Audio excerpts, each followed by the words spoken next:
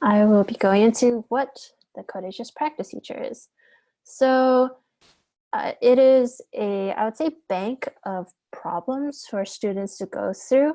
It is a bit separate from our original curriculum, and it's just a place for students to go if they want to practice their coding skills.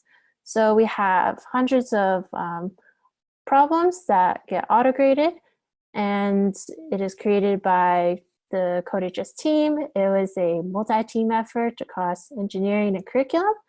And we have a variety of programming topics and languages. So the 4 languages we have right now are Java, JavaScript, Python, and C++. And we are always looking to add more to the bank. So as you can see here on the right, this is sort of a kind of like a picture of what the practice problem is, gives you a description of what you have to implement, and then on the left you code, and then to pass the problem, you'd have to go through all of the test cases. So to get to the CodeHS practice feature, you'll go to codehs.com/practice. So I'm going to pull that up right here. So this is the CodeHS practice page for if you have an account. You can also access this page when you're logged out, but the difference is that your progress won't be saved. So if you want students to have their progress be saved, make sure they are working on it on their account. And different ways you can get to the practice page are the My Practice link right here, as well as a practice button at the top nav. And so here are a couple of Java problems. And as you can see, they are broken down into different topics as well as different levels. So we have like Booleans here, arrays, array lists, objects, etc. And there's also a drop down here for languages. So if we wanted to go to JavaScript, Python, C++, you can toggle right here. And if you wanted to go to a singular topic, just click on sort of the module title right here and say you want your students to only work on these basics problems, you can just give them one of these links. And at the bottom, there's also a more detailed FAQ. So I'll be going through most of the answers to these questions. Okay, so this is the general practice page, and I'm going to demo some problems. So for Java, I have the sum numbers problems pulled up. So if you click on the link, it'll take you to this page. And I've already implemented a solution here, but as you can see, the description to the assignment is on the right. And once you finish implementing your solution, you can check if it's right by clicking on Check Unit Tests. And if it passes, that's great. So let's just say, I'm gonna modify this. So the question is find sum from numbers A to B. So let's just say we have A equals to 1, and then B is equal to 3. So the value we want to return is 1 plus 2, because according to the description, we're excluding this final number, so we're not including 3. And so I modified this to 1, and then it shouldn't pass maybe any of the test cases. Okay, so this is what it looks like if you don't pass the test case. And in order to go on and pass the problem, you just got to make sure all of them are green. So I'm gonna check again, and yeah, so we passed it right here. Okay, and then I also have a couple of other problems in different languages pulled up. Let's see, we have JavaScript, and I have the say it 3 times problem pulled up. So first, when you click on the problem, it'll give you sort of just instructions, and then you click let's go. But if you don't remember the instructions, again, it's on the right here.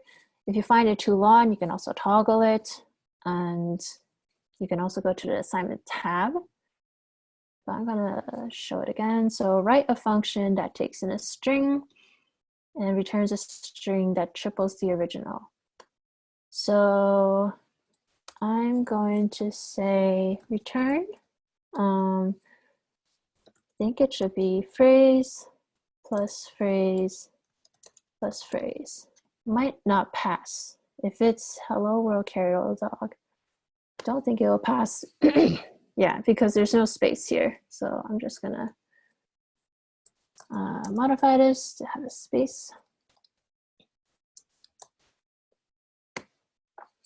Okay, cool. And another thing I want to show sort of is a feature that we have to test your function. So we have something called the scratch pad. And let's just say we want to test this repeat3 function. So what you do is that you copy and paste your unit test into the scratch pad.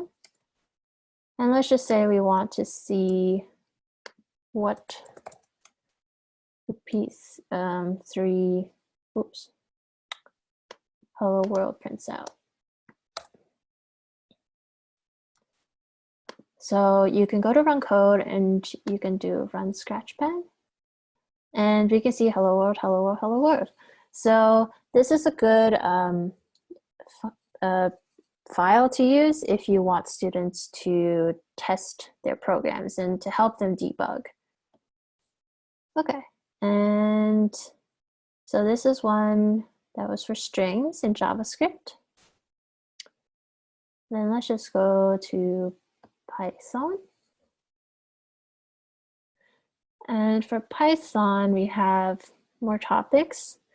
One thing specific to Python are dictionaries. And as you can see, I'll talk a little bit more about the colors, but essentially green or teal means that the students have passed, or I have passed the problem. Yellow means that I've started it, but haven't completed all of the sort of test cases and passed them.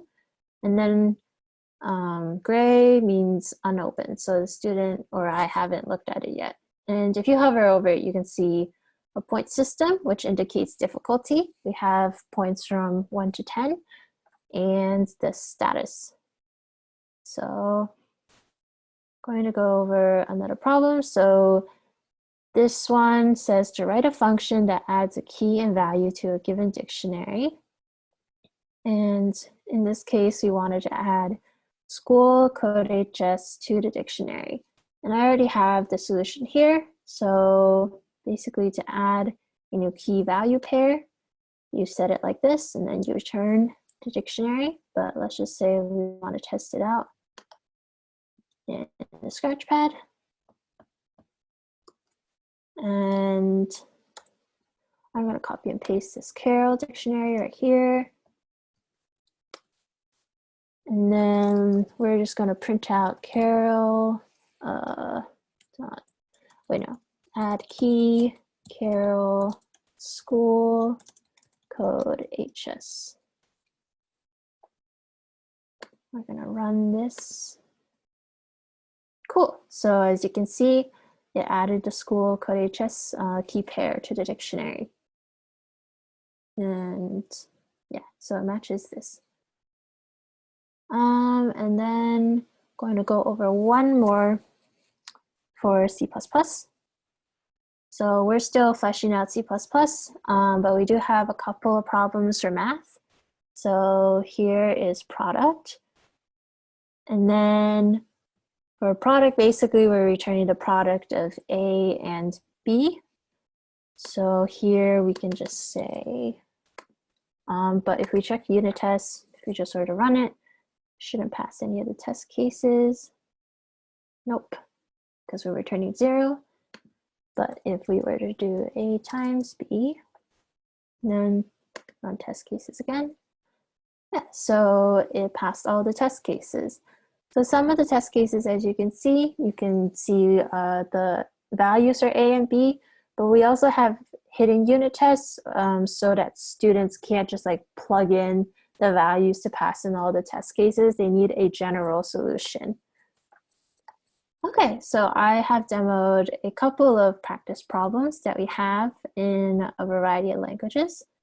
And I'm going to go through this FAQ. So we talk about what a practice problem is, again, the languages and the colors / statuses, and again on the points. And for teachers, if you want the CodeHS solutions, there are links to all of them right here. These links are not available to students, so when they go to their practice page, they won't see this in the FAQ. So yeah, don't worry about students being able to cheat that way. But if you click on, say, like the JavaScript solution references, we can see all of the solutions right here. Okay, so I'm going to go back to, let's go to a Python one. And I'm going to talk a little bit about assigning. So for teachers who are familiar with our platform, you know that we are able to generate assignments from our CodeHS courses, but you can also create CodeHS assignments from these practice problems. So we have a ...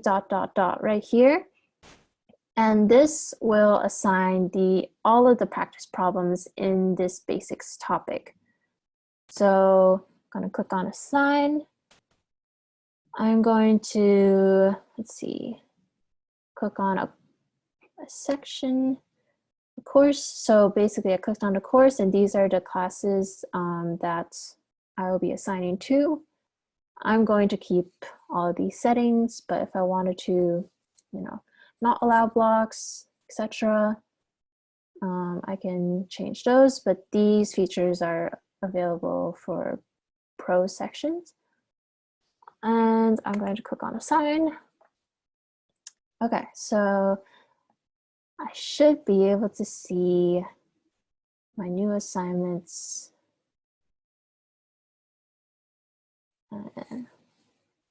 Load for a bit.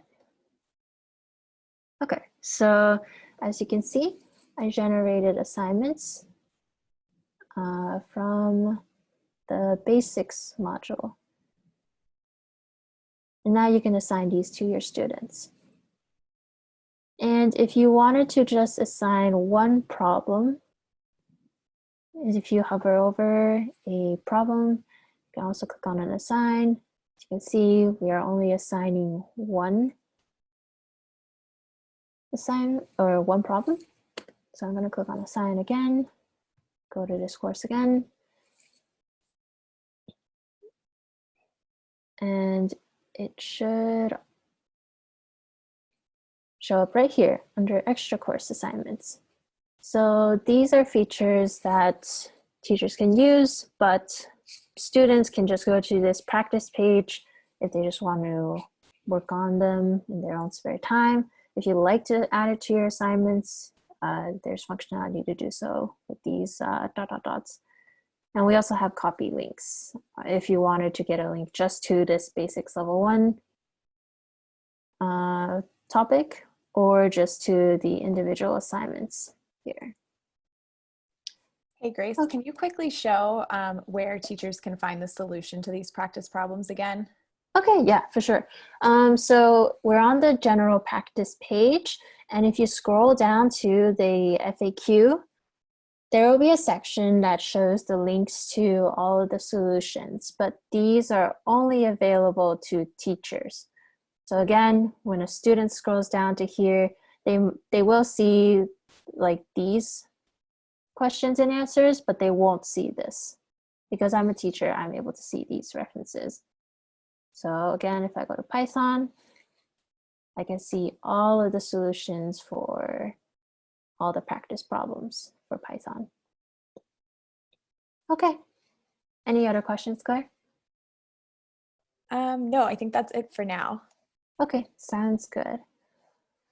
All right, so I'm going to move on a little bit to how, as a teacher, you'd be able to view your students' practice pages. So as you can see on the side and on the top, these links only link to mine.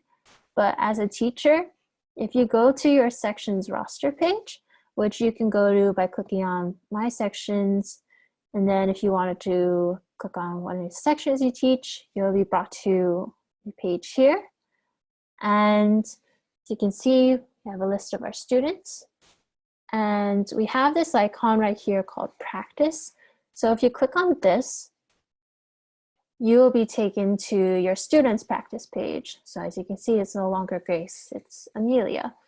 And here you can view the progress of your students. As you can see, she completed area of a circle and square, and she started cube of a number, but hasn't completed it yet.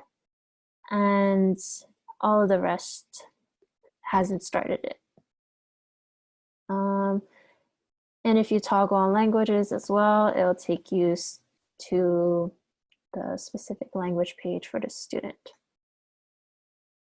Okay, so I think that is the general gist of the practice feature.